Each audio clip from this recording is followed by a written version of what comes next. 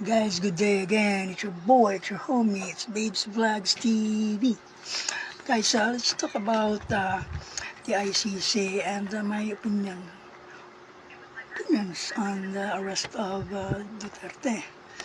Guys, what is ICC? It is an International Criminal Court. It's an international judicial system that investigates crimes against humanity, genocide, on international humanitarian law committed by dictators or tyrants where the victims found it hard to obtain justice in their domestic courts.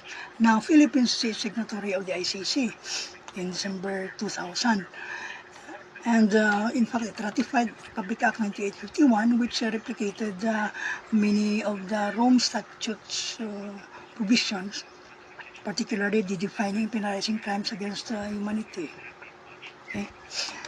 Now, when the ICC launched an investigation in February 2018, the Duterte administration announced its intention to withdraw, which was finalized. The withdrawal was finalized a year after, that is March 2019. So therefore, it is still covered under the jurisdiction of the ICC, the crimes committed by the Philippines.